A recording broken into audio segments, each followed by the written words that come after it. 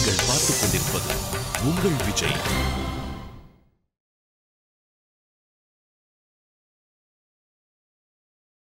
ஒரு கெட்டது உள்ள வந்துடுத்துன்னா சுலபத்தில் அதை வெளியில தள்ளவே முடியாது. தப்பை பார்க்க ஆரம்பிச்சுடுத்து எத்தனை ஜலம் போட்டு கழுவி தள்ளினாலும் அப்படியே அது மனசை அரிச்சுட்டே இருக்கும். கெட்டதை கேட்க ஆரம்பிச்சுடுத்துன்னா ஒரு கண்ணாடியில் அழுக்கு இருக்குது, ரசம் போடுத்து அழுக்காக இருக்குது, அழுக்கு அப்படி நன்னா தொடச்சோம், 10 நிமிஷத்தில் திரும்ப அழுக்கு வந்து மூடினுடும். வாசப்படியை நன்னா பெருக்கி மொழிகி கோலம் போட்டு வந்தோம். அது நிறையா வண்டி போகிற வீதியாக இருந்தால் 10 நிமிஷத்துக்குள்ளே மொத்தம் எல்லாம் அழுக்கெல்லாம் வந்து மூடினுடும். பெரிய வீதியில் வீடு இருக்கிறவா அந்த பெண்மணிகள்கிட்ட பேசி பாருங்க, புலம்பிண்டே இருப்பா. இதை பார்த்து பார்த்து பெருக்கிறதுக்கே எனக்கு போரும் இருக்குது. 10 நிமிஷம் பெருக்கிட்டு வர்றதுக்குள்ளே திரும்ப மொத்த குப்பையும் அது என்னமோ இந்த வீதியில் இருக்கிற குப்பையெல்லாம் நம்ம வீட்டில் தான் அப்படி தான் வந்து விடுறதுங்கிற அளவு. இதுக்கு அந்த குப்பையை பற்றி கவலைப்படாதீங்க. நம்ம மனசு குப்பை இருக்குது, கண்ணு குப்பை இருக்குது, காது குப்பை இருக்கே, ஒன்று தொடச்சி முடிக்கிறதுக்குள்ளே திரும்பி வந்துடும். முதல் தரம் தப்பு வந்தது. இப்போ தப்புக்கு அப்புறம் அந்த தப்பு இல்லாத இருக்க வேண்டாமானால் மனசு அடங்கித்து கண்ணு காது மூக்கு ஓடிப்படும். கண்ணு காது மூக்கு அடங்கித்து மனசு ஓடிப்படும். நம்ம அங்கங்கே கண்ணெல்லாம் போகக்கூடாது. கண்ணை நன்னா கெட்டியாக மூடிச்சுன்னு பிருகதாரண்யம் கேட்கணும். எல்லாம் பண்ணிட்டு ஒருத்தர் என்ன பண்ணார், காதையும் மூடினுட்டார். அப்புறம் எப்படி பிருகதாரண்யம் கேட்கறது? ஏதோ கண்ணை பொத்திண்டா புரிஞ்சது, வாயை பொத்திண்டா புரிஞ்சுக்கிறது, காதையும் மூடினுட்டார்னால் இல்லை, காது கூட திறந்துருக்கு சாமி, நன்னா ஏதோ யாரோ கத்தின்ண்டே இருக்கா, அது மட்டும் கேட்கறது. நிறைய சத்தமாக வேற வச்சிருக்காளா, சத்தம் போட்டு கேட்கறது. ஆனால் மனசு இங்கே லயிக்கவே இல்லையோ. இப்போ நீங்கள் பார்த்துட்டே இருக்கு, கண்ணு நிலகுத்தினாப்புல இருக்கும், ஆனால் என்னையே பார்த்துட்டு இருக்கும். காது நிலகுத்தி இருக்கும், இங்கே தான் கேட்டுன்னு இருக்கும், ஆனால் சத்தம் தான் தெரியும், உருவம் தான் தெரியும். மனசு எங்கேயோ போய்ட்டு சொல்லியோ. அதெல்லாத்தையும் கஷ்டப்பட்டு மனசை நன்னா அடக்கி கொண்டு வச்சா அப்போ கண்ணு ஆரம்பிச்சிரும், காது ஆரம்பிச்சிரும், மூக்கு ஆரம்பிச்சிரும். எப்படி அடக்கலாம்னால் இந்த சிந்தனைகளை புரிஞ்சுட்டாலே போதும்.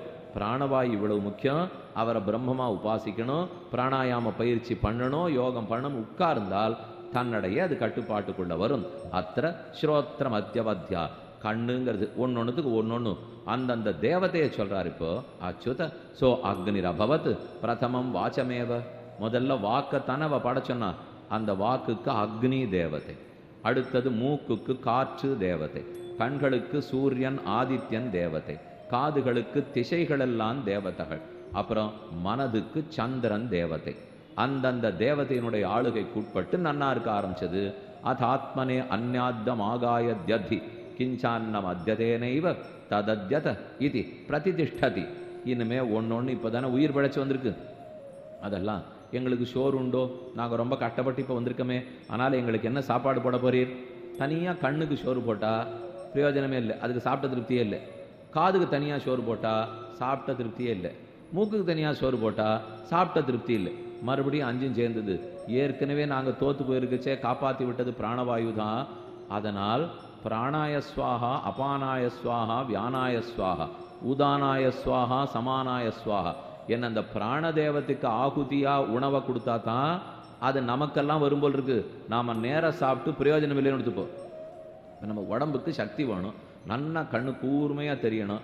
இன்னது சாப்பிட்டா கண்ணு கூர்மையாக இருக்கும், வெண்டைக்காய் சாப்பிட்டா மூளை நன்னா இருக்கும் என்ன சொன்னாலும் இல்லையோ.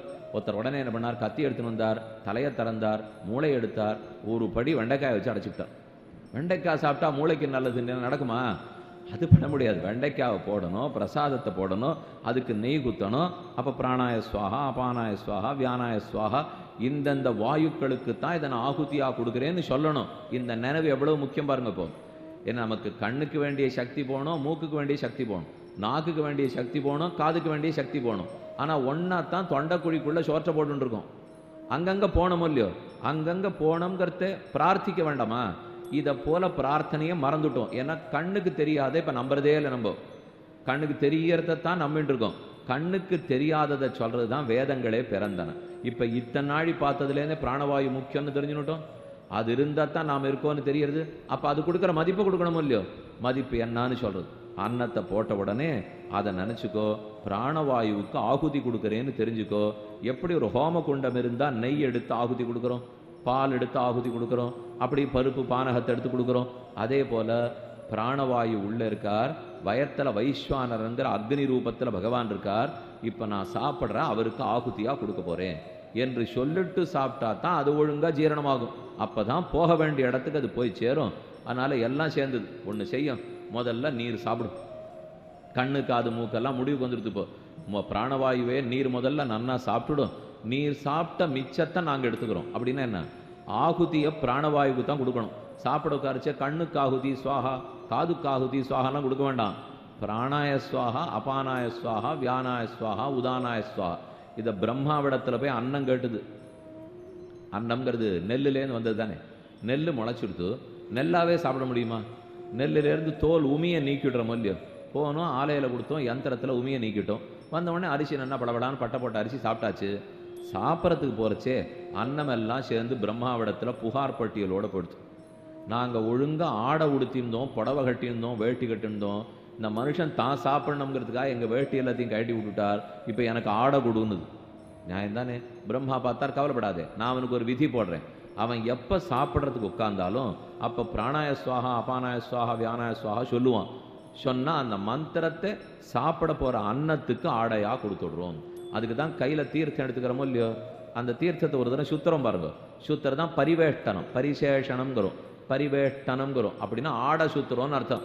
புடவை இப்படி சுற்றிக்க மாட்டோமா, வேட்டியை சுற்றிக்கிறோமோ இல்லையோ, அதை போல் அந்த அன்னத்தை சுற்றினா நெல் உமியை எடுத்ததுக்கு உண்டான பிராயசித்தத்தை இங்கே பண்ணிக்கிறோம். போ இதெல்லாம் என்ன சாமி, அது ஏதோ ஜட பொருள், எடுத்தோமா வாயில் போடணுமா போனோமான்னா அதுதான் இத்தனை பாடு வியாதியில் திண்டாடின்னு இருக்கோம். நம்ம இப்போ வியாதின்னு ஏன் வருதுன்னா இதை எத்தையுமே நம்பாமல், ஷோர் எங்கேருந்து நம்மளா ஷோத்தை உற்பத்தி பண்ணணும்? பகவான் கொடுத்துருக்கா. மழை அவர் கொடுக்கணும், நிலம் அவர் கொடுத்தது, காற்று அவர் கொடுத்தது, அதனால தான் விளையணும். இந்த பூமி நன்னா இருக்குது, இந்த பூமி நன்னா இல்லைங்கிறோம். நான் நன்னா இருக்கிற பூமியை சிட்டிக்கிறேன், நல்லா இருக்காத பூமியை சிட்டிக்கல. அப்போ இது இத்தனை அவருடைய வசத்தில் இருக்கும்போது நம்ம இஷ்டத்துக்கு செய்யக்கூடாது இல்லையோ.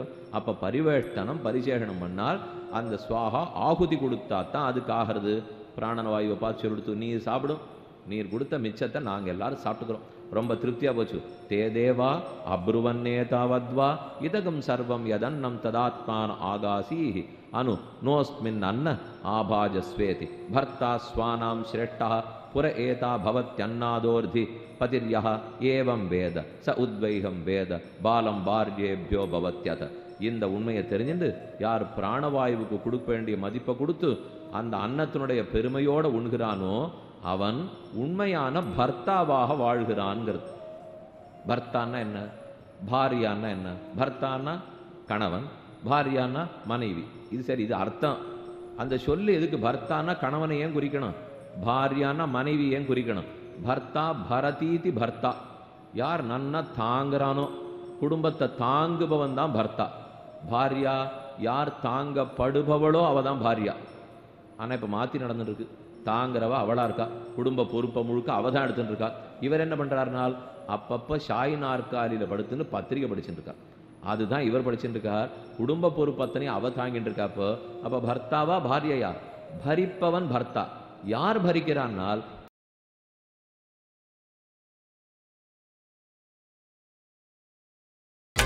நீங்கள் பார்த்துக் கொண்டிருப்பது உங்கள் விஜய்.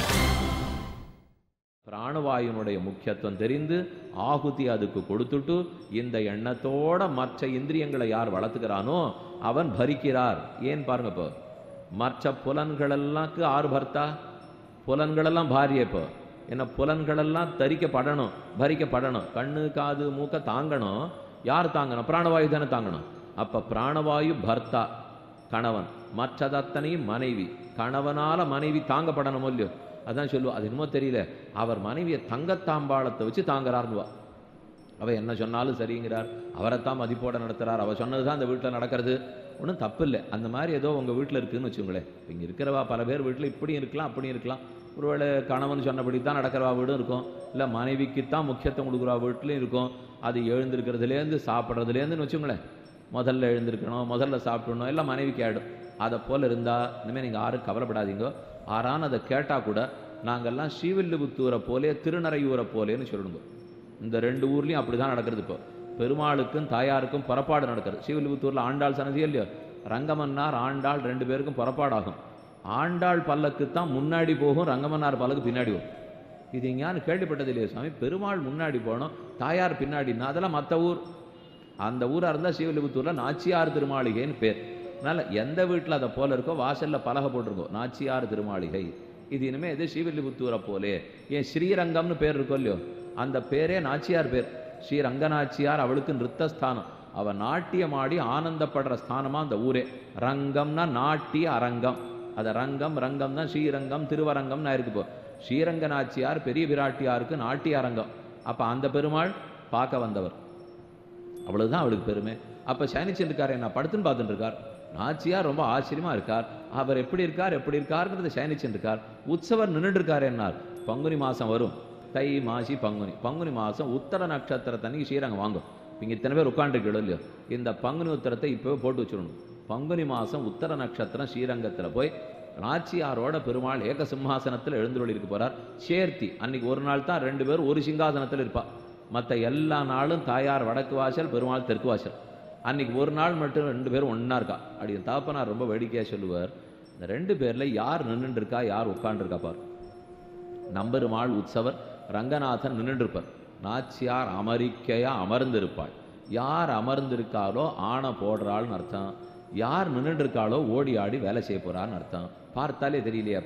அப்ப அமர்ந்திருப்பவள் அவள், செய்பவர் அவர். அப்படின்னா என்ன, நாம போய் பகவானே சரணம்னு சொன்னால் இவனை ஏத்துக்கணும்னு ஆணையிடுபவள் நாச்சியார்.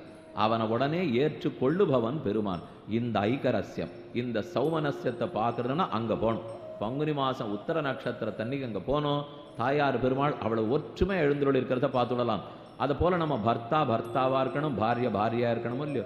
அவளுக்கும் பொறுப்பு இருக்கு, இவனுக்கும் பொறுப்பு இருக்கு. எல்லாத்துக்கும் பாரிய கேள்வி கேட்டு இருக்கணுங்கிறே தேவையில்லை. இப்போ பத்னின்னு சொல்றோம், பத்னி. அது போல அவன் இப்ப பத்தின்னு சொல்றோம். பதிம் நயதீதி பத்னிங்கிறது சம்ஸ்கிருதம். பதி குடும்பத்தை காப்பாற்ற வேண்டியவர். ஆனா அவரை சரியான வழியில் வழி நடத்தி செல்லுபவள் பத்னி. பதிம் நகார சேர்றது பாருங்க, பதிம் நயதீதி பத்னி. பதிய நல்வழியில அழைச்சின்னு போக வேண்டிய பொறுப்பு அவளுக்கு கொடுத்துருக்கு தர்மசாஸ்திரம். அப்ப வேதங்களிடத்திலே கணவன் தப்பா நடக்கிறான்னா உடனே மனைவியை கேட்கும். திருத்தணும்னு சொல்லியிருக்கேனே, நான் என்ன சொல்லியிருக்கேங்கிறத தெரிஞ்சுன்னு நீனா அவனை திருத்திருக்கணும். தப்பான வழியில வந்தா போக விடாதேங்கிறது. அதெல்லாம் இல்லையா, கல்லானாலும் கணவன் புல்லானாலும் புருஷன் இப்படின்னு சொல்லிட்டு நான் எங்க திருத்துறதுன்னா, ஆறு சொன்னா நீயா இட்டு கட்டிண்டியானா அதுக்கு ஆறு பொறுப்பு? வேதமா சொல்லிட்டு கல்லானாலும் கணவன் புல்லானாலும் புருஷன் யாரோ இடைப்பட்ட காலத்துல கொஞ்சம் வேண்டியவா எழுதி வச்சிருந்ததே தவிர இதுக்கெல்லாம் வேதத்துல இடமே கிடையாது. இந்த மூட நம்பிக்கைகளை அதை ஒரு நாளும் ஆதரிக்கவும் ஆதரிக்காது. அப்படி இருந்ததுன்னா ராமன் சீதையை காட்டுக்கு வராதேன்னு சொல்லச்சே அவ பேசாமன்னா இருந்திருக்கணும். இருக்கவே இல்லையே. கல்லானானு கடவுள்னு சொல்லிட்டு பேசாம இருந்துட்டாளான்னு. நீ சப்பு சொல்ற ராமா, உன்னோட வருவது தான் எனக்கு கடமை என்ன சொல்லி புரிய வச்சுட்டு கூட வந்திருக்காளோ இல்லையோ. அன்னிலேருந்தே கொஞ்சம் பேசி மாத்துறதுங்கிறது இருக்கு. அது ஒண்ணு இப்ப இல்லை, இது ரொம்ப நாளாவே இருக்குது. சீதா காலத்திலேருந்து இருக்குன்னா அப்புறம் என்ன குறைப்போ. அப்ப பர்த்தாவா இருக்கணும், பாரியா இருக்கணும்னால் இந்த பிராணதேவதையை உத்கீதனை பத்தி தெரிந்து கொள்ள வேண்டும். புபூருஷதி சகவை பாலம் பாரியேபியோ பவதி.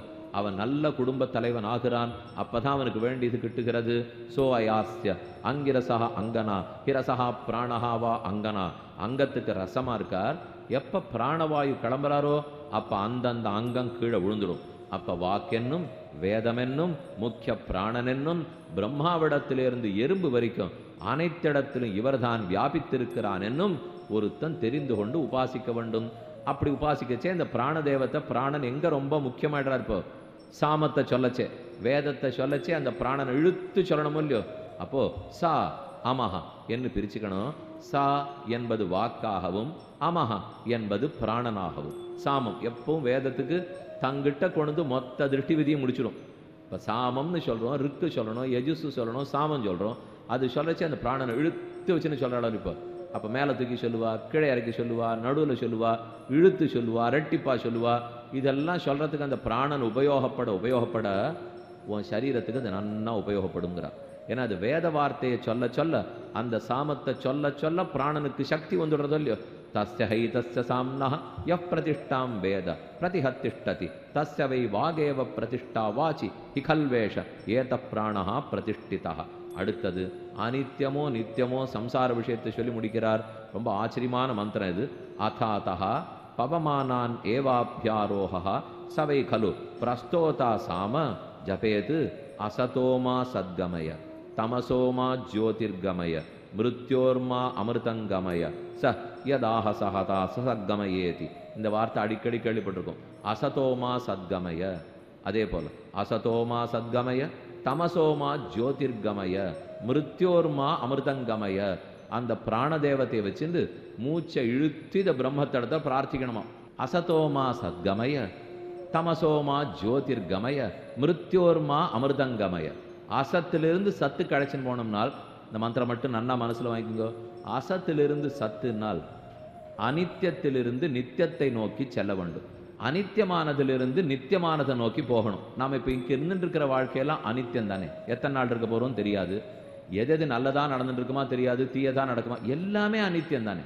எல்லாம் நிரந்தரமா ஒன்று முடிவு ஆரம்பித்தோம் 6:40, இப்போ வந்துட்டோம் 7:50, அப்போ இன்னும் ஆச்சு 50 நிமிஷம் முடிஞ்சப்படும் இல்லையோ. அப்போ எதுவாக இருந்தாலும் அனித்தியம். பிருகதாரண்ய உபநிஷத்தை கேட்க வைக்காதாலும் அனித்தியம். கோவிலுக்கு போகிறோம், பெருமாளை நல்லா சேவிச்சுட்டே இருக்கமேண்ணா. இப்போ பங்குனி உத்தரம்னு சொன்னேன், முடிஞ்சு போயிடுமே. பங்குனி மாதம் உத்தர ராத்திரிக்கு காத்தால 4 மணி ஆகிடுத்து, நான் கோட்டியை எடுத்து முடிஞ்சு போயிடுமோ இல்லையோ. எதுவாக இருந்தாலும் இந்த லோகத்தில் அனித்தியம். அப்போ அது பிரார்த்திக்கிறது, அனித்திய லோகத்திலேருந்து நித்திய லோகத்தை நோக்கி அழைச்சின்னு போ. இது மாறி மாறி பிறந்துட்டே இருக்கேன், எதுவாக இருந்தாலும் நிலை நிற்கவே இல்லை. இதுலேருந்து நிலைச்சிருக்கக்கூடிய லோகத்துக்கு நான் போகணும். எந்த அனுபவம் நிலைக்கணுங்கிற ஆசை வேணும். அல்பமாக இருக்கிறதுக்கு விரும்ப போறீடா, உயர்ந்ததுக்கு விரும்ப போறீடா, நிலையில்லாததுக்கு விரும்ப போறீடா, நிலையானதுக்கு விரும்ப போறீடா, துக்கமயமா இருக்கிறத விரும்ப போறீடா, சுகமயமா இருக்கிறத விரும்ப போறோமா? இதுதான் கேள்வி. இப்போ